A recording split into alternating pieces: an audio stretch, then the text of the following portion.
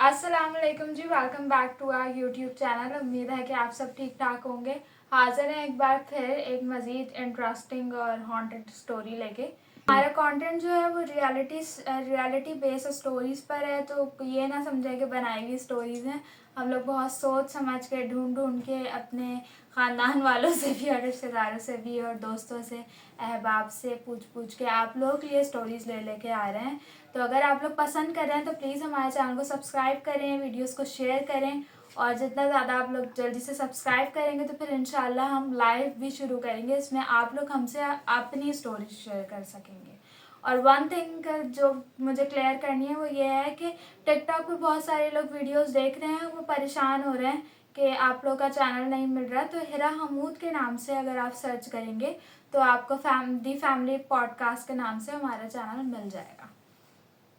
अच्छा जी, आज की स्टोरी इल्यूमिनाटी से रिलेटेड है, जो कि मुझे काफ़ी इंटरेस्टिंग लगी थी जब मैंने सुनी थी। तो और मुझे समझ नहीं आया था कि वाकई ऐसा हो सकता है, पर जिन्होंने सुनाई थी उनका ये कहना है कि ये वाकई में रियलिटी बेस है और ये वाकई किसी के साथ हुआ है।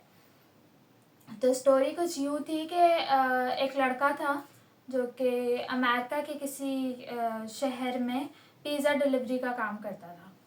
और वो नाइट शिफ्ट्स भी करता था, लेकिन ज़्यादातर उसका ये होता था कि रात को 1-1:30 बजे तक उसकी शिफ्ट्स एंड हो जाती थी। और वो हमेशा घर आने के बाद अपनी वालदा को, अपने दोस्तों को, या ज़्यादातर अपनी वालदा को तो वो कॉल करता ही था। लाजमी उसका रूटीन में था ये कि वो अपनी वालदा को कॉल किया करता था। तो उस दिन उस लड़के की अपनी ज़बानी है ये कहानी कि उसने लास्ट पिज़्ज़ा डिलीवरी का एक ऑर्डर लिया जो कि किसी फ्लैट में था। और उसने वो सोचा कि चलो मैं ले लेता हूँ, ये तो लास्ट ही है और ये मैं दे के और फिर वहाँ से मैं घर चला जाऊँ। तो वो कहता है कि मैंने वो डिलीवरी का ऑर्डर लिया, और जब मैं उस सोसाइटी में उस फ्लैट्स के एरिया में पहुंचा तो एक तो वो काफ़ी दूर था, और दूसरा ये कि वहाँ पे जो पार्किंग प्लॉट बना हुआ था सामने की साइड पे, तो वो खाली था। इक्का दुक्का ही एक आध गाड़ियाँ खड़ी हुई थी वहाँ पे, और काफ़ी सन्नाटा था वहाँ। और खैर वो उस बिल्डिंग के अंदर चला गया जहाँ पे उसको 13th फ्लोर पे उसको पिज़्ज़ा डिलीवर करना था। तो वो कहता है कि काफ़ी सारे फ्लोर्स पे घर थे, मतलब फ्लैट्स के दरवाजे, फ्लैट होता है तो कॉरिडोर में फ्लैट्स होते हैं काफ़ी सारे। तो वो कह रहा था कि जब मैं 13 फ्लोर पे गया पहुंचा तो वहाँ पे सिर्फ पूरे कॉरिडोर में सिर्फ एक ही दरवाज़ा था। मतलब पूरे कॉरिडोर के एंड में एक दरवाज़ा था और फिर लास्ट जो था वो लिफ्ट का दरवाज़ा था।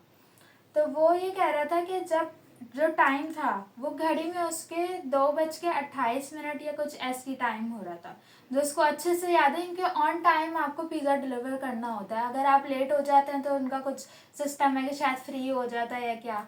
तो वो कहने लगा कि ऑन टाइम हमें डिलीवर करना होता है, तो हम पूरा टाइम घड़ी देख रहे होते हैं, हमें टाइम का पता होता है कि किस वक्त क्या टाइम हो रहा है, इवन के मिनट्स का भी हिसाब रखता है।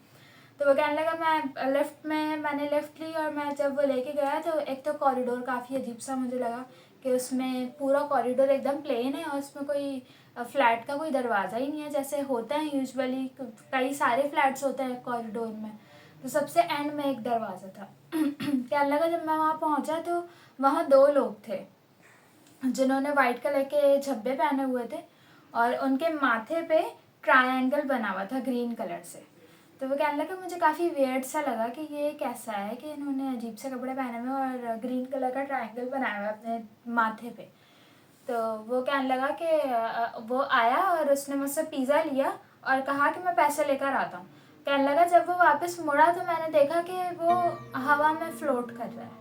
वो जो आदमी है वो हवा में फ़्लोट कर रहा है, मतलब उसके पैर नहीं है नीचे, वो उड़ता हुआ जा रहा है।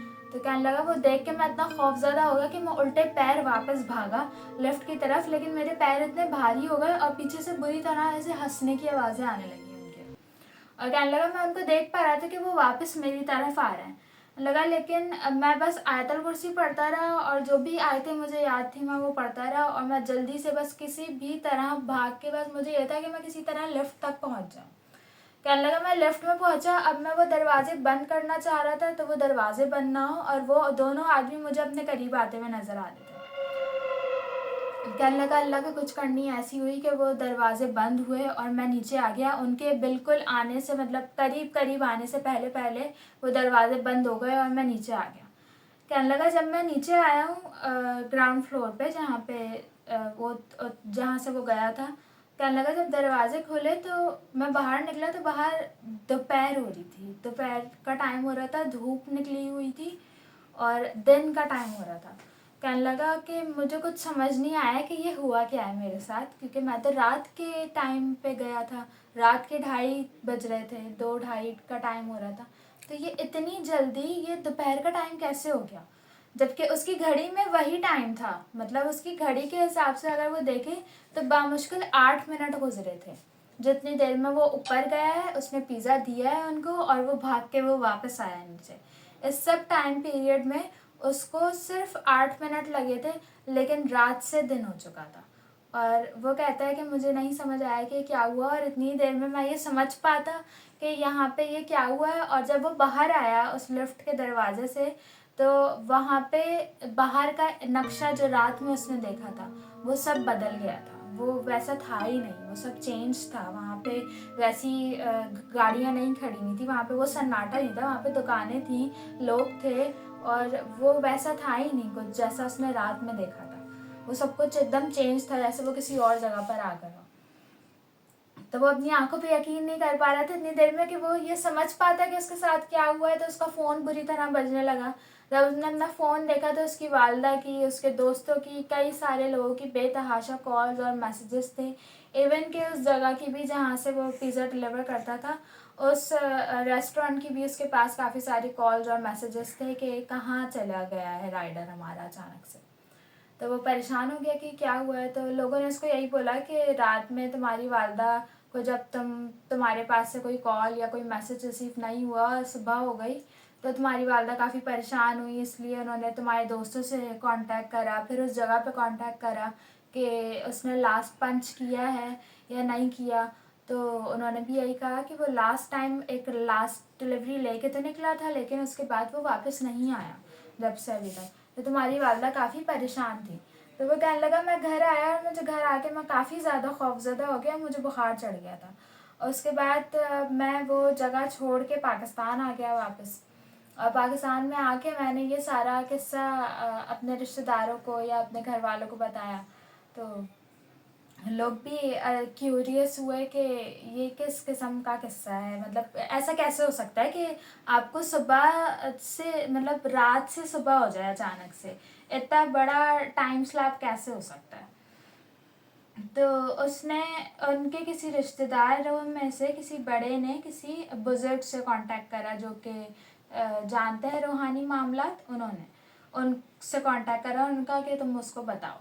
तो उन्होंने जो है उस लड़के ने अपना पूरा किस्सा किसी बाबा को या जो रूहानी इलाज करते हैं उन्हें बता दिया। जब उनको पता चला तो उनसे वो किसी किसी और लोगों को पता चला। लेकिन क्योंकि ये इल्यूमिनाटी से रिलेटेड किस्सा था, तो वो जो बाबा थे उन्होंने ये बताया कि ये लड़का जो है ये एक तो 5 वक्त का नमाजी था। वो लड़का ये ख़ुद भी यही कहता है कि मैं 5 वक्त का नमाजी था और मैं कुरान और आयतें वगैरह हर कुछ पढ़ता ही रहता था मुस्तकिल, क्योंकि मेरा रात का आना जाना होता था तो मैं मुस्तकिल पढ़ता रहता था। और मैं 5 वक्त का नमाजी भी था।